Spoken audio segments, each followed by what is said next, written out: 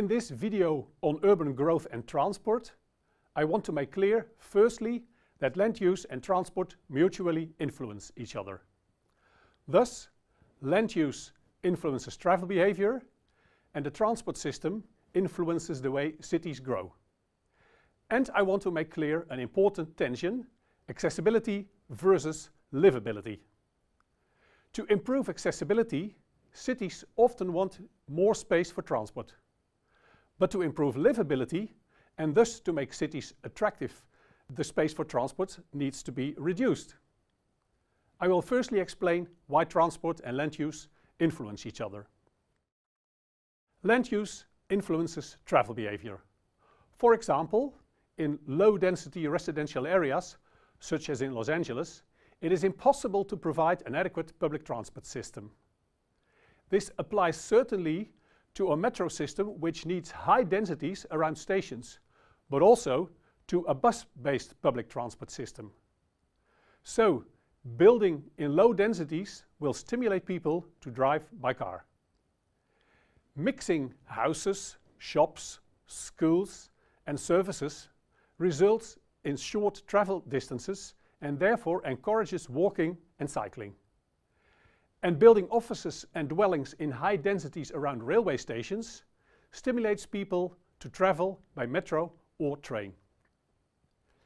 And changes in travel behavior make cities change their transport system. Next, the transport system impacts land use. For example, building a metro line and stations makes the areas around these stations attractive for high-density residential areas, offices, shops, etc. A good example is Paris. Another reason why the transport system influences land use and thus urban growth is that people on average have quite stable travel time budgets. Worldwide, over a large area, for example a country, people travel about 60 to 75 minutes per person per day. This is called the theory of constant travel time budgets. If we build faster public transport systems or road systems, people will travel further, encouraging urban sprawl. On the other hand, more infrastructure for walking and cycling fits compact cities. Next, I explain the tension between accessibility and livability. Accessibility explains which destinations, like workplaces, shops and other people can reach, how easily and with which modes. A better transport and land use system improves accessibility. But more space for motorized infrastructure is not good for livability. This is because more and fast roads will stimulate people to buy more cars and drive more by car, which results in nuisance from driving and parked vehicles, land take-off infrastructure, accidents, noise nuisance and pollution. A major challenge, therefore, is to balance the need for more roads for better access, but on the other hand, to minimize land take of transport for better livability. So how can this challenge between accessibility and livability be met? By urban planning and design and by transport planning. In line with what I just said, urban planning should mean building in high densities, mixing use categories such as houses, shops and medical services, and building near stations and other public transport nodes. Then people will walk and cycle more and make more use of public transport. And when accessibility by slow modes and public transport is improved. Such planning might result in 10 to 20% less car use. The next contribution comes from transport planning. Cities can plan for walking and cycling and for public transport, and the role of the car should be reduced. Such planning will have a positive influence on sustainability because the shift from car to walking, cycling and public transport.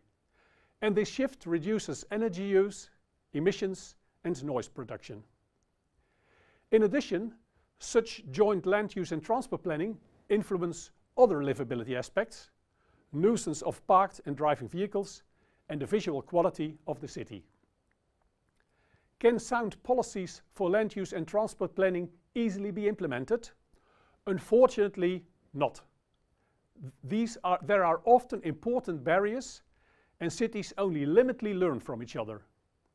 In 1972, the Dutch city Groningen reduced the role of motorized transport in the inner city dramatically after much opposition.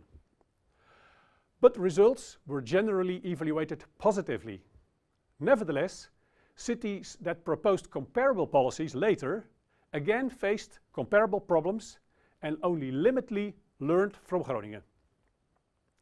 In some cases, the implementation of controversial policies benefits from a so-called champion. Jamie Lerner, the former mayor of the Brazilian city Curitiba, who implemented a bus-based transport system, being a nice example. Also, the former mayor of London, Ken Livingstone, who introduced the congestion charge, can be seen as a champion. The congestion charge is a charge drivers of motor vehicles need to pay if they want to enter central London.